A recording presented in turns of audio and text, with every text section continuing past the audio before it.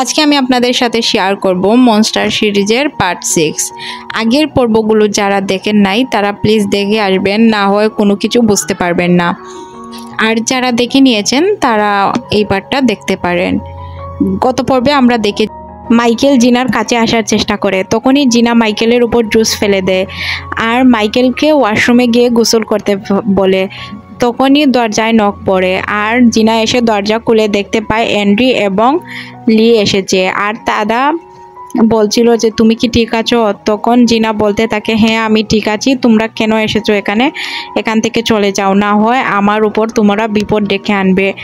তখনই আমরা দেখতে পাই যে জিনা চলে এসেছে, এসে মাইকেলকে বলে যে ওরা ভুল করে চলে এসেছিল। জিনা ক্যামেরাটি বের করে মাইকেলের টাইয়ে লাগিয়ে দেয় আর এটা মজো বসে বসে দেখতে থাকে যে জিনা সাকসেস হয়ে গিয়েছে। মাইকেল গোসল থেকে বেরিয়ে দেখতে পায় যে জিনা তার জন্য একটি চিট রেখে গিয়েছে, যেখানে সে লিখেছে যে আমি ফার্স্ট টাইম বই পেয়ে গেছি, পরবর্তীতে হয়তো দেখা হবে। পরের সিনে আমাদের দেখানো হয় যেখানে মাইকেল, লি, এন্ড্রি সবাই মিলে ক্যাসিনো খেলছিল। মাইকেলের খুব পছন্দের একটি খেলা হচ্ছে ক্যাসিনো, আর মাইকেলের শরীরে ক্যামেরা থাকার কারণে বারবার লি এবং এন্ড্রি জিতে যাচ্ছিল আর মাইকেল বারবারই হেরে যাচ্ছিল, যেটা মাইকেল একেবারেই মেনে নিতে পারেনি, কারণ মাইকেল এই প্রতিযোগিতায় কখনোই হারতো না আর তার এটা পছন্দ খেলা হওয়ার কারণে সে প্রায়ই এটাতে জিতত। বারবার মাইকেল হেরে যাওয়ায় খুবই রাগান্বিত হয়, টাই খুলে সে খেলতে শুরু করে আর টাই খোলার কারণে তার সিসি ক্যামেরাটিও অফ হয়ে যায়, যার কারণে তারা কোনো কিছুই দেখতে পারছিল না। এখন লিও অনেক বেশি চিন্তায় পড়ে যায় যে সে কিভাবে জিতবে, কারণ সে তো কোনো কিছুই দেখতে পারছিল না। তখনই সে অনেক চেষ্টা করে একটি শেষ খেলা খেলে আর এই খেলাতেও তার ভাগ্য ভালো, লি জিতে যায় এবং সে অনেক বেশি খুশি হয়ে যায়। তখন মাইকেল বলতে শুরু করে এই জায়গাটি ভালো না, চলো আমরা অন্য কোথাও গিয়ে খেলি। তখন লি বলতে শুরু করে আমার একটি জরুরি মিটিং আছে, আমি আজকে পারবো না, অন্য কোনো দিন। সেম কথা অ্যান্ড্রিও বলে আর মাইকেল এখানে বলে অন্য কোনো দিন দেখা হবে তোমাদের সাথে, কারণ তোমাদের খেলা আমার অনেক বেশি পছন্দ হয়েছে। অন্যদিকে এই নিউজ জেজের কাছে চলে আসে, সে জানতে পারে যে লি জিতে গিয়েছে। সে ভাবে আমি তো এন্ড্রিকে জিতাতে চেয়েছিলাম, লি জিতে গেল। তার অ্যাসিস্ট্যান্ট বলে যেই জিতুক লাভ তো আমাদেরই, কারণ লি তো আমাদের হয়েই কাজ করছে। কিন্তু যে বলে যে না, আমি এন্ড্রিকে জিতাতে চাই, কারণ এন্ড্রি চেয়ারম্যানের ছেলে। এটা বলে সে ভাবে যে যাই হোক হয়ে গিয়েছে। অন্য সিনে আমাদের দেখানো হয় যে চেয়ারম্যানের ওয়াইফ, এমএলএর ওয়াইফ রেগে মেগে এসে বলতে শুরু করে আমি ভেবেছিলাম হয়তো তুমি আমার পক্ষে থাকবে, কারণ তুমি একজন মহিলা, কিন্তু তুমিও তোমার হাজব্যান্ডের মতো। তখনই চেয়ারম্যানের ওয়াইফ বলতে শুরু করে যে তুমি কার বিরুদ্ধে লড়ছো তুমি নিজেও জানো না, তুমি আমার হাজব্যান্ড চেয়ারম্যানের বিরুদ্ধে লড়ছো, তোমাকে চিন্তা করা উচিত। তখনই সিন কাট করে মাইকেলের কাছে নিয়ে যাওয়া হয়। মাইকেলের অ্যাসিস্ট্যান্ট বলতে থাকে যে আপনাকে যে এই চিট দিয়ে গিয়েছিল তার নাম হচ্ছে জিনা, তার সম্পর্কে আমরা খোঁজ বের করে নিয়েছি। অন্যদিকে যে এসেছিল তাদের সাথে মিটিং করতে, তাদেরকে বলতে যে নেক্সট টার্গেট কী বা তারা নেক্সট প্ল্যান কী করবে বা তারা কিভাবে আগের কাজগুলো সম্পূর্ণ করবে। যে এখানে দুইজনকে রেখে সবাইকে বের করে দেওয়ার কথা বলে। তখনই এখানে প্রতিবাদ করে জিনা বলতে শুরু করে যে আমরা সবাই সমান পরিশ্রম করেছি, বের করে দেওয়া হলে আমাদের সবাইকে বের করে দেওয়া হোক, একজন আর দুজনকে কেন রাখবেন, আমরা তো ফুল টিম একসাথে হয়ে কাজ করেছি। যে জিনাকে ধমক দিয়ে চুপ করিয়ে দেয়।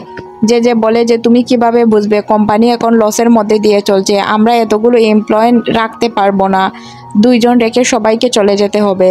তখনই জিনার ফোনে এসএমএস চলে আসে মাইকেলের, যেটা জিনা সবাইকে দেখাতে শুরু করে আর বলে মাইকেল অলরেডি আমাকে এসএমএস করে দিয়েছে।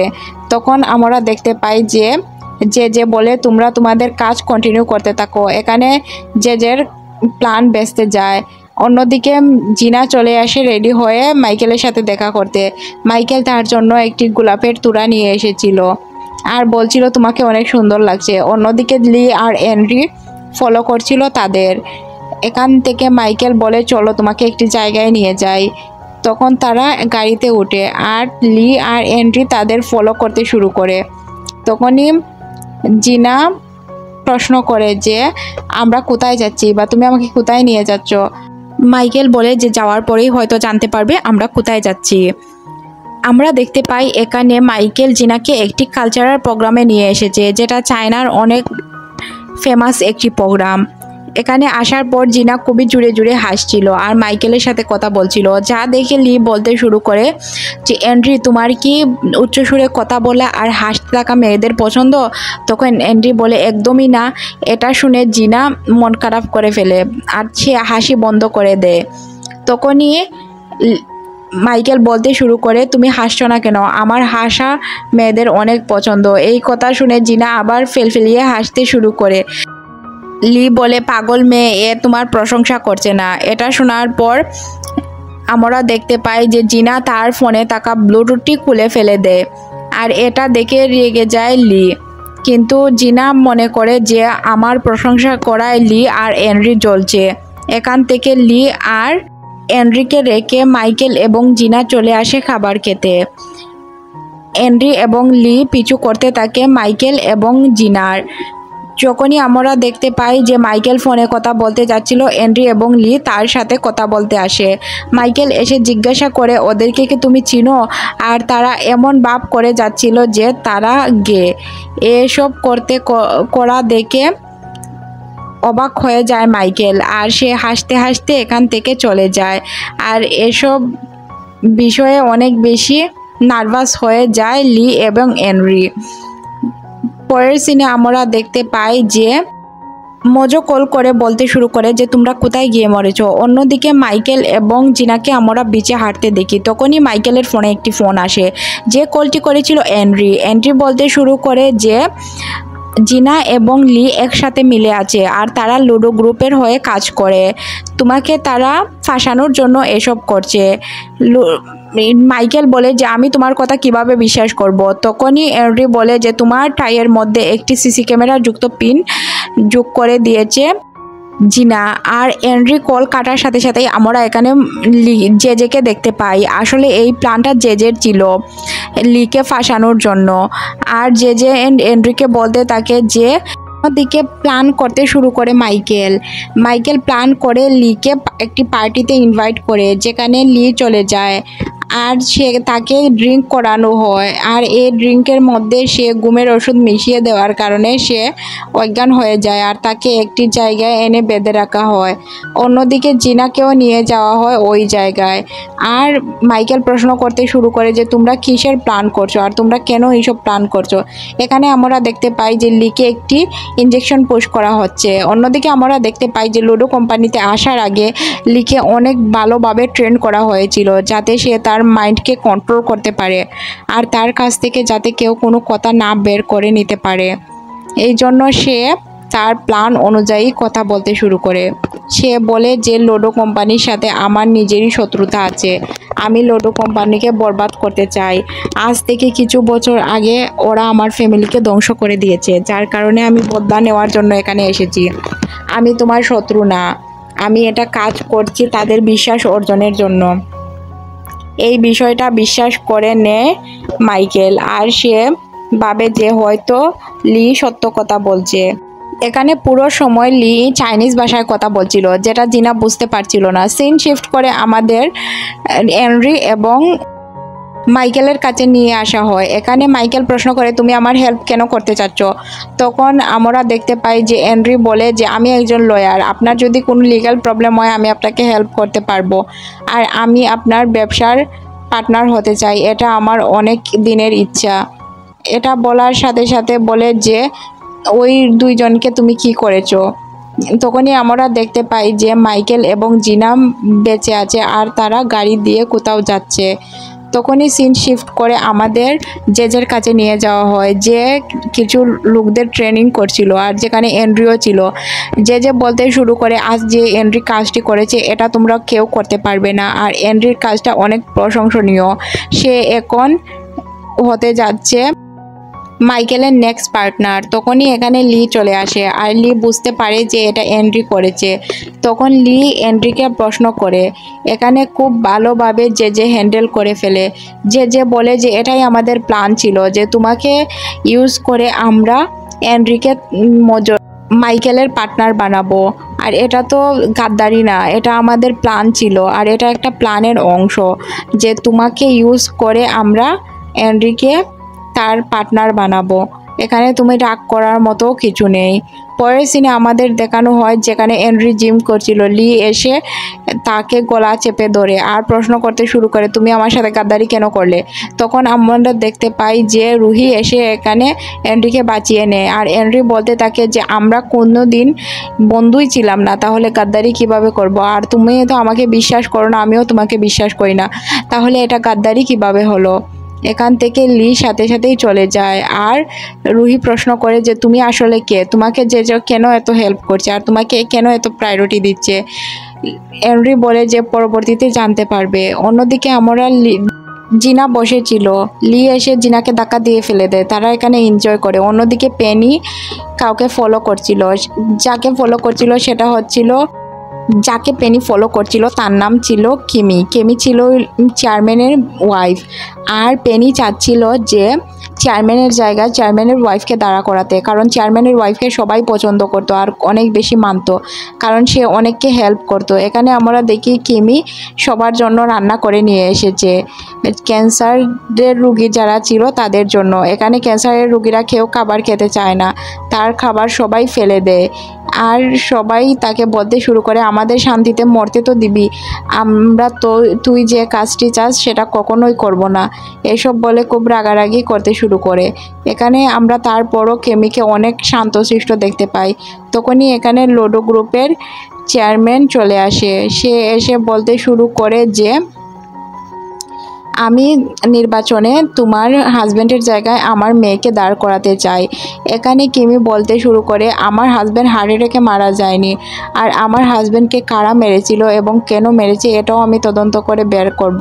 আর আমার হাজব্যান্ডের জায়গা আমি কাউকে নিতে দিব না। আপনার এত লোভ যে আপনি আমার হাজব্যান্ডের জায়গায় আপনার মেয়েকে বসাতে যাচ্ছেন, এসব বলে সে এখান থেকে চলে যায়। আর অন্যদিকে চেয়ারম্যান অনেক বেশি চিন্তিত হয়ে যায়। অন্যদিকে দেখতে পাই যে চেয়ারম্যানের পিএ চলে এসেছে চেয়ারম্যানের ওয়াইফের কাছে, আর সে প্রশ্ন করতে শুরু করে আসলে কি চেয়ারম্যানের সাথে একটি মেয়ের অবৈধ সম্পর্ক ছিল, আর তাদের বাচ্চা কি জন্ম হয়েছিল, আর তাদের বাচ্চা কোথায় আছে, তাদের বাচ্চা কি বিদেশে লাওয়ারিশ ঘুরছে?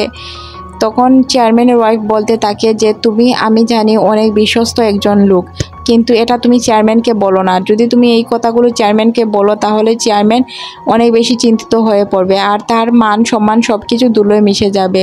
কিন্তু পিএ বলতে শুরু করে যে আমি এটা কখনোই পারবো না, আমি চাই যে চেয়ারম্যানের ছেলেকে চেয়ারম্যান ফিরে পাক। অন্যদিকে মাইকেল এন্ড্রিকে তার পার্টনার বানিয়ে নেয়। এন্ড্রি মাইকেলকে অনেকগুলো টাকা দেয় আর তার শেয়ারে ব্যবসা করতে শুরু করে।